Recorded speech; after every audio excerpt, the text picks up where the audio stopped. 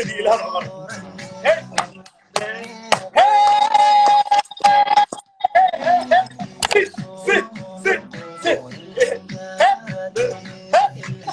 هذا إلهام رمضان واي رمضان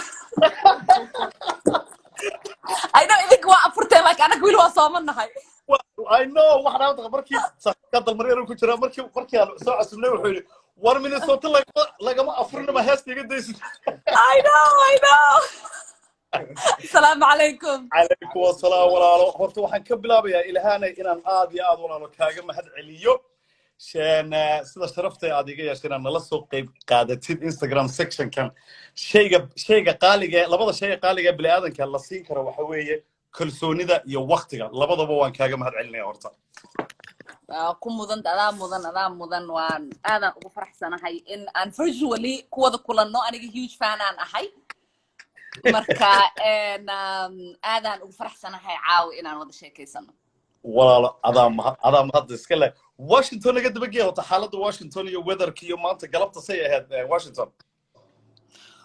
Washington waa okay and saad u ogtahay hadde pandemic aan ku jirnaa so shaqadeena kastoo way culusaatay and waxaan isku dayoynaa sidii aan uga hortagi lahayn and pandemiga laakiin also waxaa dhib weyn dadka kusoo kordhay oo dhinaca dhaqaalaha marka waxaan ka shaqaynaynay programmo dadka caawinayo and marka negotiations aan weli ku jirnaa insha Allah waxaan rajaynaynaa inaan ku guuleysano oo aan hadda dadka masaakiimiinta aan matalno aan ugu faa'iideyno waqtiga yar aan haysano sidii aan ugu dadaali lahayn That's beautiful and anaka Sweden anaka lama dareemayaba inaanu lockdown oo leenahay wax iskuuladii way noo furan yihiin 50 people baa naloo ogolaaday so we like why not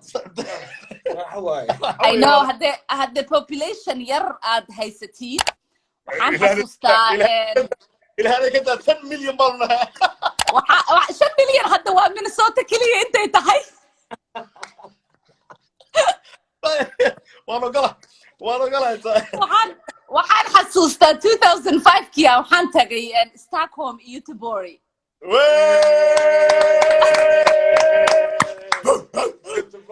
Göteborg magaalada caasimadda waa Stockholm how did you like it ma ka heshay aadaan uga helay markaasay wiilkayga aan uurkiisaan lahaay soo cunugayga labaad 2005 kii ahayd and ingiriiskan soo maray hadda ingiriiska oo qayle iyo buuq iyo madax dhan igu soo xanuunay reer UK waa maqlasan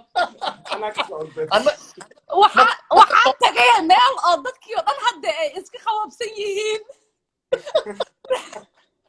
oo firefighter oo qaylinay iyo siren oo police oo yeeray iyo ambulance wax dhan aan la maqlaynin dul iska wada cagaaran dadkii ay iska maskiimiin yihiin marka ani reer Minnesota aan ahay dadka badankood waa Scandinavian waa Swedish Norwegian ama Denmark ay ka imaadeen ama Finland so marka dadka noocaas iska qabooban hadda waan la qabsanay inta Minnesota marka laakiin magaalo capital oo saas quiet u weligay waa tagay isma dhahaynin marka waad nasiib weyn aad leedihiin waxaan xasuustaa familkayga hooyo dhinaceeda oo tiro badan aad degan Göteborg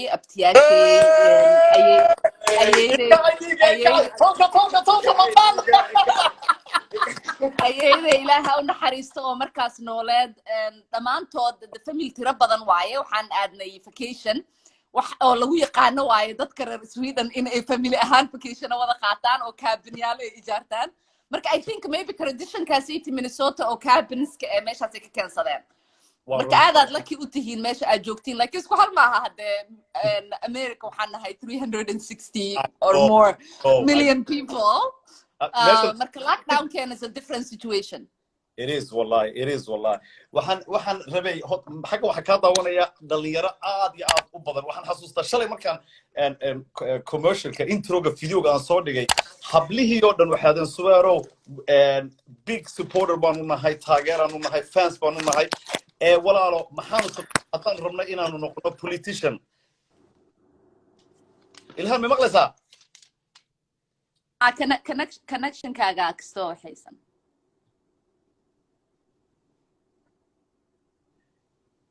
annagu kuma maqalnay lahaan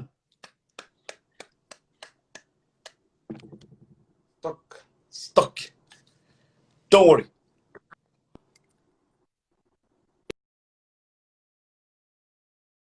annagu isma dhiibno commentadiina waan xidhay ilaha way soo celinaynaa isma dhiibno annagu nicimo jokerna sanay ku dhacday sanad u egtiin baan ugu dirin nicimo joker ilhan what a sweet girl wallahi way ku soo celinaa ilhan sira tiradeena dunida oo dhan midib la damo xiray waqti gabayga midib lagu sharaxay socodka isiray alla beerka ayda ku qoradu ku dugay isma dhiibno maku isma dhiibno tiimnaba give up habeen dhawatalaad ilhan waxaan ugula jirtay nicimo joker markaasay say kaadida nooga dhamaysa aan u qoslaynay ayaa waxay tidhi warsan iga daaya annagu waan fahmi weynay showbiz bay noqotay frozen aan noqoteen waxaan marayay ilhaan xabiibti waxaan marayay hablaha dhalinyaro hadda waxaan ku daawanaya hablihii macaawalaalaha iga yaryara oo role model ah u tahay hablaha yaryar maxaa odhan lahayd ee raba footstepkaaga inay raacaan horta waxaan ku dhihi lahay is-aamina qofka markii uu rabo meel in uu gaaro ama uu hami leeyahay waxaa ko muhiim ah in uu asiga is-aamino in hamigaasiti uu fulin karo and then kabacdi waxaa muhiim ah in dadka oo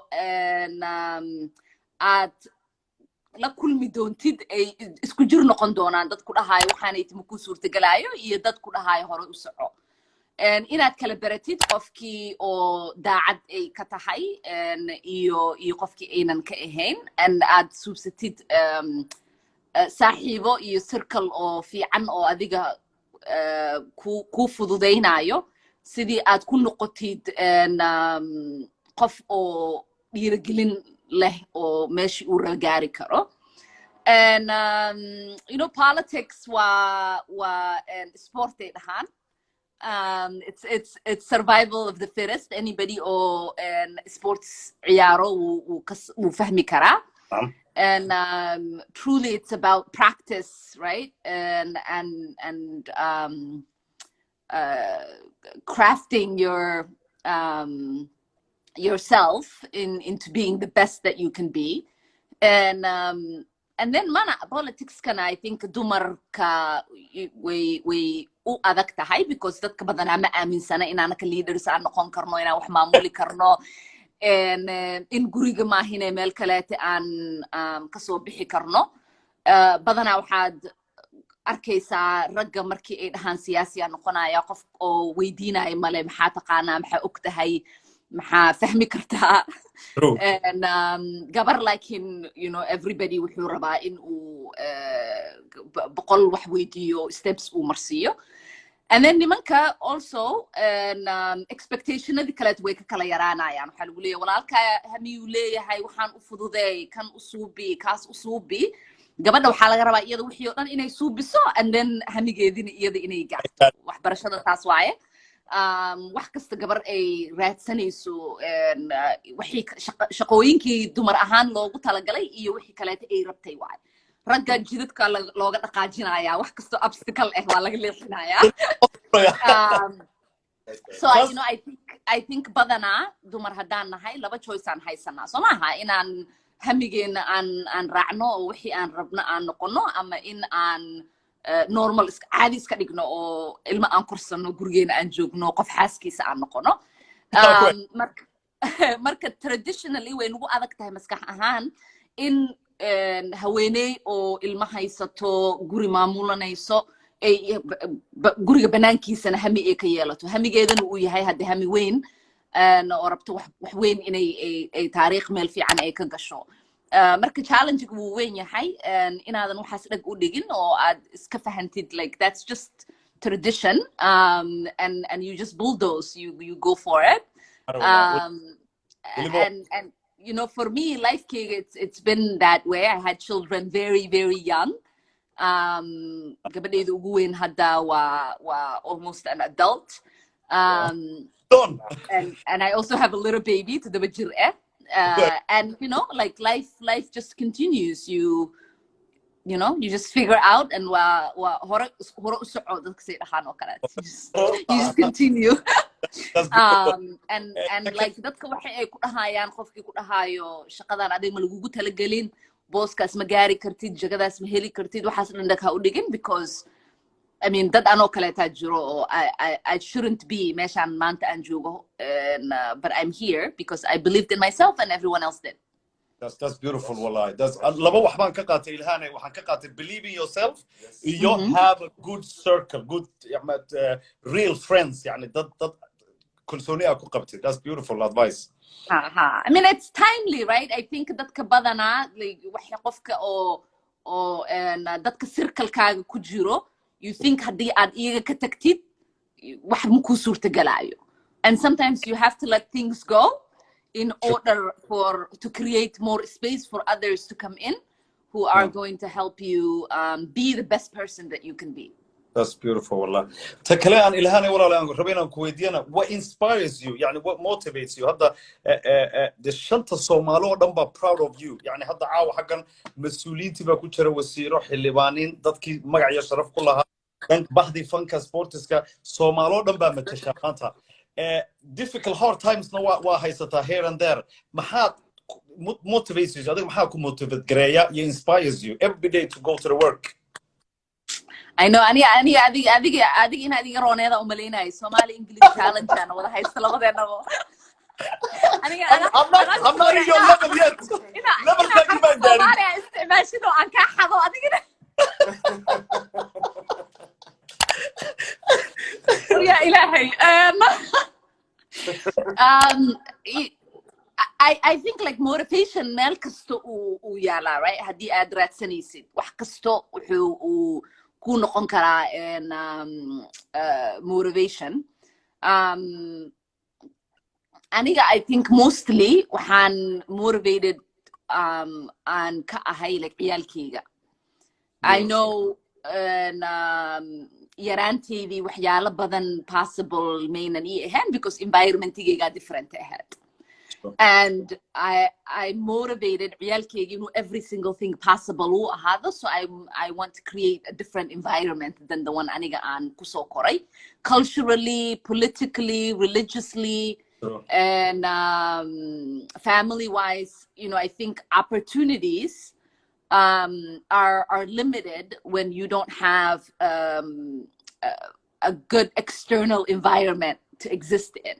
Exactly. And oftentimes we don't think about that external environment. You know, we forget that there are so many challenges, there's so many obstacles that can be removed if there was a societal growth.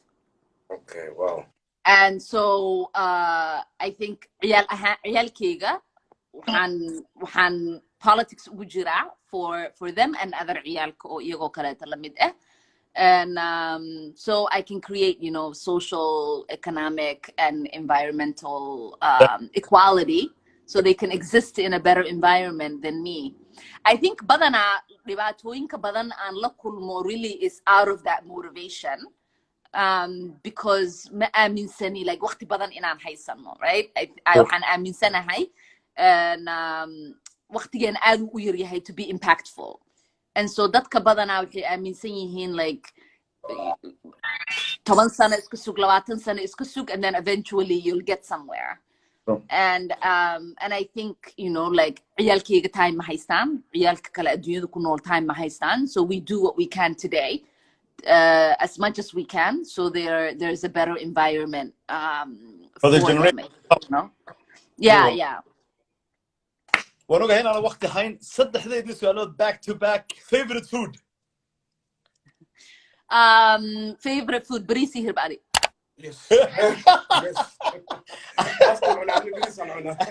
Very Somali that way. Moss la'aan, like I'm not a fan of moss. Here we go.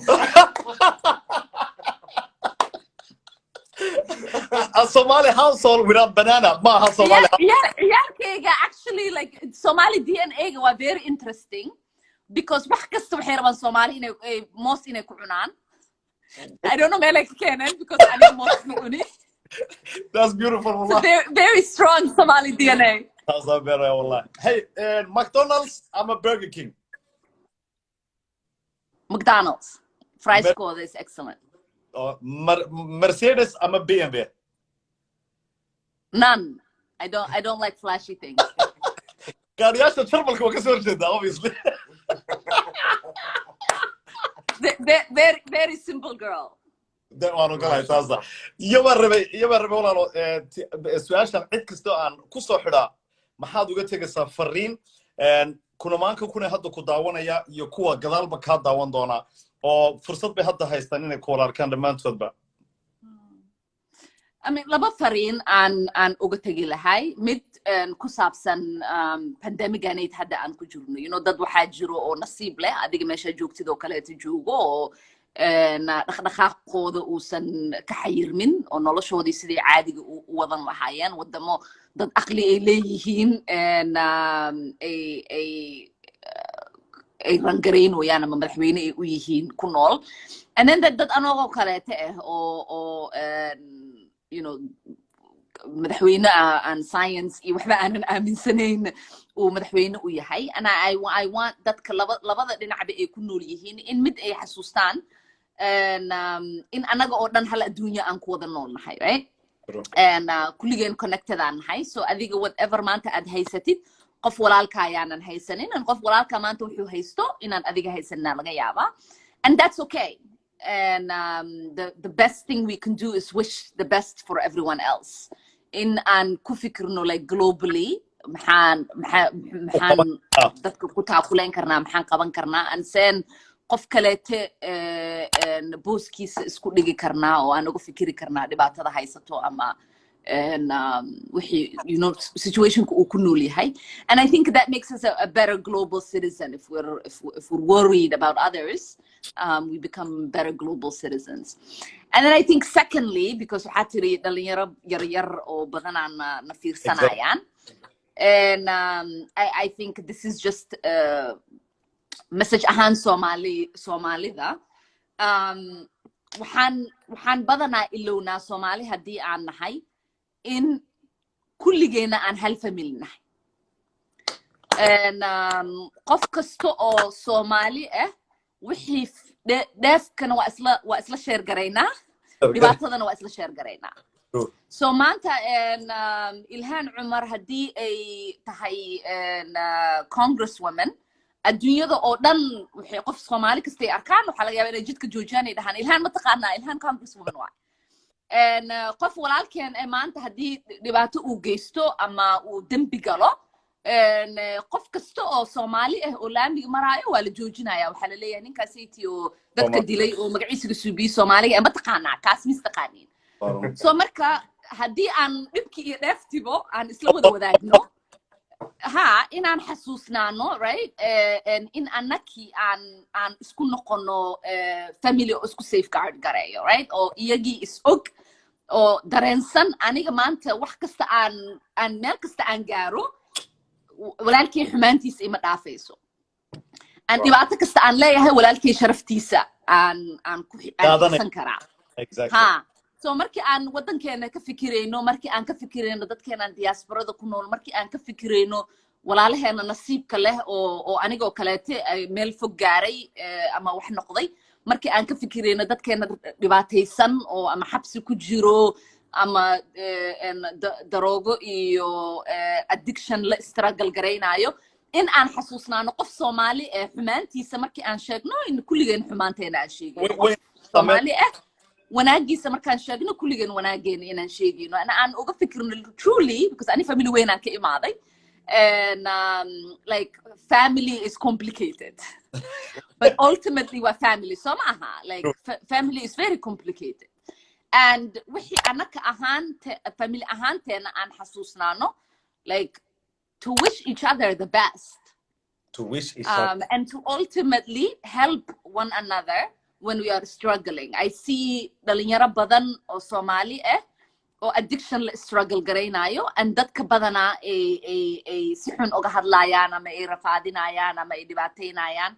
I mean, you'll see like that mental illness and struggle garaynayo, hooyooyin masaakiimiin ah, ciyaal yaryar keligood korinayo, dadka xumaantoodii ay ka shaqaynayaan. Meeshay dhihi lahayn qofkan familkeygii waay, walaashayoo kaleeta aan uga fikiro, walaalkeyoo kaleeta aan uga fikiro, maxaan ku suubin lahay maanta hadduu walaalkey ahaan lahay cabdigaasay tilaamiga taagan, maxaan ku suubin lahay haddii caasho oo 3 ilmood haysato ay walaashay ahaan lahayd, and saas aan iskugu take care garayno, because adduunyada famil ahaan ay noo aragtaa, adduunyada waxay noo taqaanaa in aan is wada naqaano. You can't imagine every single where I go, dadka way istaajina and they're like, oh, Will, New York dagan ama ko Sweden aan kusoo arkay, you know, somebody like Finland, there's some guy in politics mistaqaanin, waxay u maleeyaan kulligeena inaa Rolodex meel aan ku haysano oo check aan suubinoyno. Suheer wuxuu suubiyey kanna Caash intay martay, Cali intuu yeelay. Hey, like truly, that's how they think, you know, because familka waa okay, so maaha, you know, walaasha waxay kusoo kacday iyo walaalkaas uu ku seexday. They assume anaka that way in our function galena, accountability in our uleenahay for one another. And so to think that way, like to also do have accountability, to think, so walaalkiisaan ku caawinaa, walaashiisaan ku caawinaa, and I think that's ultimately Somali ahaan saan ku guuleysanayno, Somali ahaan aan meel fiican ku gaarayno, Somali ahaan saan anaka isku aragno si adduunyada noogu aragto. You know, that was amazing, wallahi. Waxa ka dambaysa oo Mama Jawaahir Barqab oo gudoomiyaha haweenka Muqdisho iyo gobolka oo dhan oo kugu xigta hadda, maxaa iyadana si fari lahayd ama su'aal si weydiin lahayd? I know shaqadooda inay aad iyo aad ay u adag tahay, you know, Soomaali markasta aan ka hadlo waxaan ka hadlaa inta dhibaatooyin ay soo martay iyo progresskii ay suubisay. So Somalia badana, you know, dadka waxay ka fikiraan like xumaanteeda keliyo, and I think it's important inaan xasuusano meel fog inaan ka imaanay. And intaasaytan alxamdulilah aan dhahno, you know, like dadaa kasoo shaqeeyey, dadaa joogo, dadaa noloshooda riska garay every single day. Ani waan tagay 2 mar, but waan soo baxay. Dadaa jiro oo joogo oo shaqadaasayta qabto oo isku dayaayo progress. You know, whatever you can say about them, still they're putting their lives at risk and doing the work. And I think dadka oo Jawaahir oo kaleete oo shaqada ka shaqeynaya shaqooyinka ku saabsan sidee society ay uga shaqeyn lahayd dumarka iyo gabdhaha nolol fiican in ay ku yeeshaan wadan ay ka yihiin majority oo ayna yihiin dadka ugu dhibaataysan, waa shaqo muhiim ah. Marka Ramadan Mubarak aan dhahayaa, ciid wanaagsan, and Ilaahay ha ku fududeeyo, and Ilaahay ha ku mahad celiyo shaqada aad haysid. Annaguna waxaanu ku leenahay anoo ku hadlaya kulamaanka qof walaalkay Mataan, waxaanu ku leenahay Ramadan Mubarak. We love you, we support you. Thank you for coming by, Ilhan walaalo. Love you guys, bye. Okay, bye-bye. Bye. Thank you. Wow.